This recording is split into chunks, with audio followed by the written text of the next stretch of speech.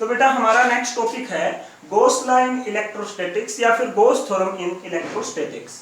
ये हरियाणा बोर्ड में 3 नंबर का या 4 नंबर का क्वेश्चन बेटा हर साल पूछा जाता है, तो इसको आप अच्छे से देखेंगे। तो चलिए शुरू करते हैं गॉस लॉ इन इलेक्ट्रोस्टैटिक्स। इससे पहले बेटा हमने पिछले लेक्चर्स में इलेक्ट्रिक फ्लक्स के बारे में पढ़ा है।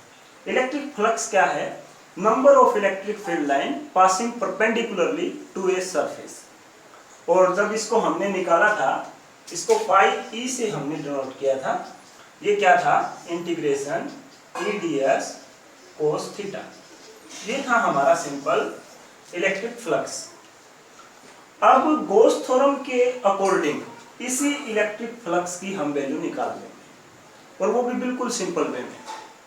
तो उसके लिए कुछ कंडीशन है, गॉस लॉ के लिए या गॉस थ्योरम अप्लाई करने के लिए कुछ कंडीशन है, उनको आप पहले समझेंगे और उसके बाद हम इसको टॉपिक को पूरा अच्छे से याद करेंगे, नोट करेंगे। तो गॉस लॉ इन इलेक्ट्रोस्टैटिक्स की या गॉस थ्योरम की कंडीशन क्या है? सबसे पहली कंडीशन है बेटा, जो हम सरफेस लेंगे, कौन सा सरफेस? जिसको इलेक्ट्रिक फील्ड लाइन टच करेंगी या लिंक करेंगी या पास करेंगी, वो सरफेस हमारा क्लोज सरफेस होगा। कैसा सरफेस होगा? क्लोज सरफेस होगा। दूसरी बात सिमेट्रिकल होगा, और तीसरी बात इमेजिनरी भी होगा। तो हम क्या करेंगे, गॉस थ्योरम में हम एक सरफेस को अज्यूम करते हैं या इमेजिन करते हैं, एक ऐसा सरफेस जो कि सिमेट्रिकल है और पूरा का पूरा जो हमारा चार्ज है वो उस सरफेस के अंदर एनक्लोज्ड है। तो क्या समझ में आया? गॉस थ्योरम के लिए जो इंपॉर्टेंट कंडीशन है क्या है? हमारे पास एक इमेजिनरी क्लोज सिमेट्रिकल सरफेस होना चाहिए और उसके अंदर ही हमारा पूरा का पूरा चार्ज जो है वो एनक्लोज्ड होना चाहिए। और उस सरफेस को हम क्या बोलेंगे? जिस सरफेस का हम बार बार नाम ले रहे हैं, इमेजिनरी क्लोज्ड सिमेट्रिकल सरफेस, उस सरफेस को हम नाम देंगे गॉसियन सरफेस। तो अब हम गॉस थ्योरम पढ़ सकते हैं। तो गॉस थ्योरम की कंडीशन क्या है, पहले आप सुनिए और समझिए, उसके बाद लिखते हैं। गॉस थ्योरम क्या है? किसी सिमेट्रिकल सरफेस, किसी सिमेट्रिकल क्लोज्ड सरफेस के अंदर अगर हमने क्यू चार्ज एनक्लोज्ड कर दिया या बंद कर दिया, तो उस सरफेस को लिंक होने वाली या पास होने वाली या टच होने वाली जो इलेक्ट्रिक फ्लक्स होंगी, जो फाई ई होंगी, वो 1/ε0 टाइम होंगी जितना हमने इसके अंदर चार्ज डाला है। दोबारा से देखिए, अगर हमारे पास कोई क्लोज्ड सरफेस है, जिस सरफेस को हम गॉसियन सरफेस बोलेंगे, इस गॉसियन सरफेस के अंदर क्यू चार्ज हमारा एनक्लोज्ड है, तो इस क्यू चार्ज के कारण इस सरफेस को, इस क्लोज सरफेस को जो लिंक होने वाली या इस सरफेस से पास होने वाली या इस सरफेस को टच करने वाली जो हमारी इलेक्ट्रिक फ्लक्स होंगी, वो 1/ε0 टाइम्स होंगी कितना हमने चार्ज इसके अंदर रखा है उसके। अब इसको नोट करते हैं। तो गॉस थ्योरम क्या है देखेंगे दोबारा से। गॉस थ्योरम के अकॉर्डिंग या गॉस लॉ इन इलेक्ट्रोस्टैटिक्स के अकॉर्डिंग, अगर हमने क्यू चार्ज किसी क्लोज सरफेस के अंदर एनक्लोज कर दिया या फिर क्यू चार्ज एनक्लोज है, हम कैसे बोलेंगे? Q charge is enclosed in a closed surface. जैसे कि आपको डायग्राम में दिख रहा है फिगर में, अगर क्यू चार्ज इसके अंदर एनक्लोज्ड है और इस सरफेस को क्या बोलेंगे? इसके साथ में हमने लिखा है, इस सरफेस को, इस क्लोज सरफेस को हम बोलेंगे गॉसियन सरफेस। अगर क्यू चार्ज दोबारा से देखिए, अगर क्यू चार्ज गॉसियन सरफेस के अंदर है, ये बात मैं रिपीट क्यों कर रहा हूं बेटा? क्योंकि इस बात में कंफ्यूजन बहुत ज्यादा होता है बच्चों को बार बार, तो ये आपको बिल्कुल क्लियर हो जाए, क्योंकि मोस्ट इंपोर्टेंट टॉपिक है, मैं पहले भी बता चुका हूं, 100% आएगा एग्जाम में। तो क्या है, अगर क्यू चार्ज किसी क्लोज सरफेस, जिसको हम गॉसियन सरफेस बोलेंगे, उसके अंदर एनक्लोज है, तो टोटल इलेक्ट्रिक फ्लक्स जो इस एरिया से पास होंगी वो 1/ε0 टाइम्स होंगी जितना हमने चार्ज इसके अंदर एनक्लोज किया है, चार्ज इसके अंदर डाला है। तो इस तरह से जो हमारी इलेक्ट्रिक फ्लक्स, इसको हम फाई ई से रिप्रेजेंट करते हैं। फाई ई किसके बराबर हो जाएगा, क्यू अपॉन एप्सिलॉन नॉट। अब इसके साथ साथ ही हमारे पास जो इलेक्ट्रिक फ्लक्स का हमारे पास जो फॉर्मूला है वो क्या है, phi E is equal to integration E D S cos theta. और इंटीग्रेशन क्या था, इसको क्लोज इंटीग्रेशन बोलेंगे क्योंकि ये पूरे सरफेस का है। और इसी फाई ई की वैल्यू या इलेक्ट्रिक फ्लक्स की वैल्यू हमें किससे मिल जाती है, गोस थ्योरम से मिल जाती है। यानी कि ये किसके इक्वल हो गया, क्यू बाई एप्सिलॉन। तो इनडायरेक्टली हमें क्या मिलता है बेटा, जो इलेक्ट्रिक फ्लक्स की वैल्यू गोस थ्योरम से मिलती है वही इलेक्ट्रिक फ्लक्स की वैल्यू का फॉर्मूला हमारे पास ईडीएस कोस थीटा है। तो इनडायरेक्टली हमें क्या पता चल गया कि जो हम ईडीएस कोस थीटा किसी सरफेस के कारण या किसी चार्ज के लिए हम फाइंड करेंगे उसकी value Q by epsilon not के इक्वल है। तो ये हम नोट कर लें। अब इसके बाद इसको आप नोट कीजिए, इसके बाद हम इसका प्रूफ करें। तो अब हम देखते हैं गोस थ्योरम का प्रूफ। गोस थ्योरम के प्रूफ में क्या है, जैसे कि हमारी गोस थ्योरम की कंडीशन थी, एक सरफेस लेते हैं जिसको गॉसियन सरफेस हम बोलेंगे, उसके अंदर ओ पॉइंट पे, जैसा फिगर में है, आप फिगर बिल्कुल अच्छे से ध्यान से समझेंगे। अगर ये आपका जो थ्योरी है ये आप खुद से भी लिख सकते हैं, अपने मन से लिख सकते हैं अपने आप बना के, लेकिन कब, जब आपका कॉन्सेप्ट क्लियर हो। और कॉन्सेप्ट के लिए आप फिगर पे बिल्कुल ध्यान देंगे, एक एक बात बिल्कुल अच्छे से देखेंगे। एक क्लोज सरफेस हम स्फीयर लेके चलेंगे जिसको गॉसियन सरफेस नाम देंगे, उसके अंदर ओ पॉइंट पे हम क्यू चार्ज को बंद करते हैं या एनक्लोज करते हैं। उसकी स्फीयर जो हमने लिया है उसकी रेडियस क्या है, आर। अब इसी स्फेरिकल जो हमारा जो एरिया है, इसका एक स्मॉल एरिया एलिमेंट हम डीएस कंसीडर कर लेते हैं। अब डीएस जो हमने स्मॉल एरिया एलिमेंट लिया है, इसकी डायरेक्शन को बताने वाला एक वेक्टर है जिसको हम एन वेक्टर से लिख रहे हैं।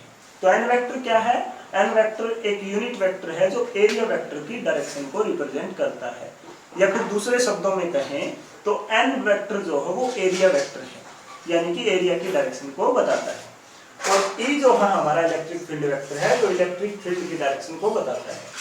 पी हमारा ये पॉइंट है जिसके ऊपर हमने डीएस एरिया एलिमेंट को कंसीडर किया है। अब हम करना क्या चाह रहे हैं, हम गोस थ्योरम या गोस लॉ को प्रूव करना चाह रहे हैं या प्रूव करना चाह रहे हैं। तो गोस लॉ किसकी वैल्यू देता है, इलेक्ट्रिक फ्लक्स की वैल्यू देता है। तो वैसे ही हम यहां निकालेंगे, नाउ वी नो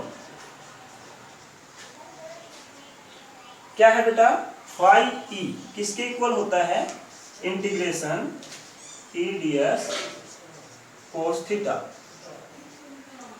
अब यहां से आपको ये ऐसे भी दिखा मिलेगा, ये हमने कल भी लिखा था, अगर इसके ऊपर वेक्टर लगाते हैं तो ई डॉट डीएस हो जाएगी। लेकिन अगर ये वेक्टर हम यूज नहीं करें, एरो साइन इसके ऊपर मार्क नहीं यूज करें, तो ई डीएस कोस थीटा होता है। इसके ऊपर आप एक स्टेप भी बना सकते हैं, आप दूसरे स्टेप में आप कोस थीटा इसके साथ लिख सकते हैं, लेकिन हम शॉर्ट में करेंगे, लेकिन अच्छे से एक्सप्लेन, बिल्कुल समझ में आना चाहिए। अब इसके बाद phi E is equal to close integration E DS. अब देखते हैं थीटा।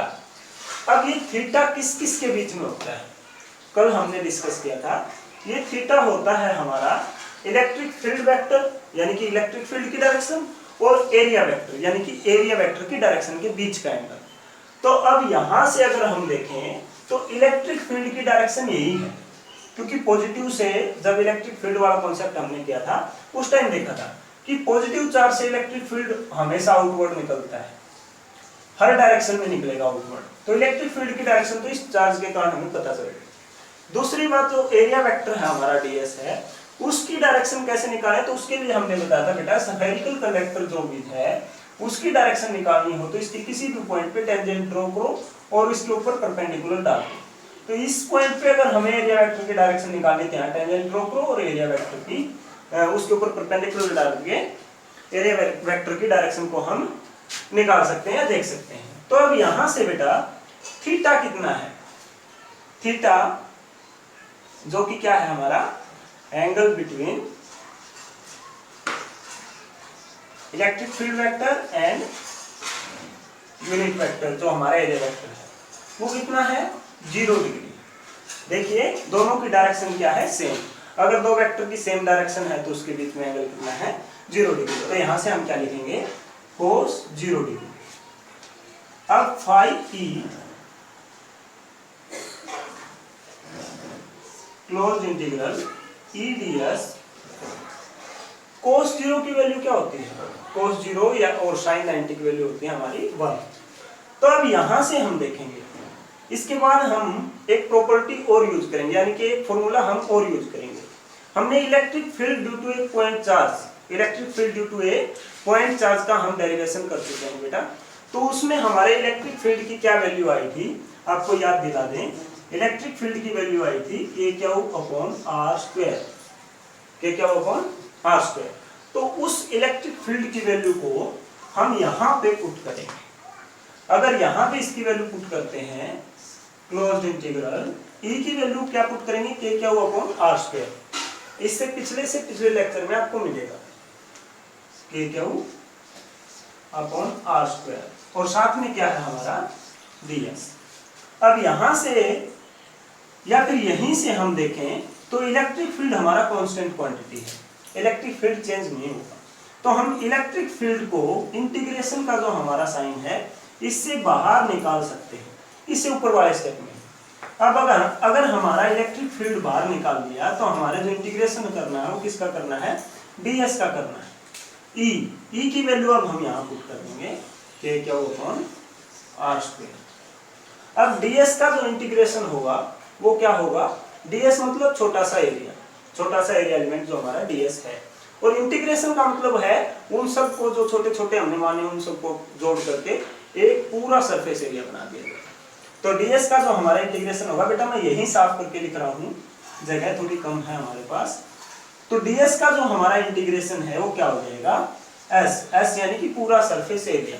और मैं इसको दोबारा से अब साफ करूंगा, पूरा सरफेस एरिया ये हमारा क्या है सफियर है, और सफियर के सरफेस एरिया का जो फॉर्मूला है वो क्या है 4 पाई आर स्क्वायर। तो यहां हम क्या पुट करेंगे 4 पाई आर स्क्वायर।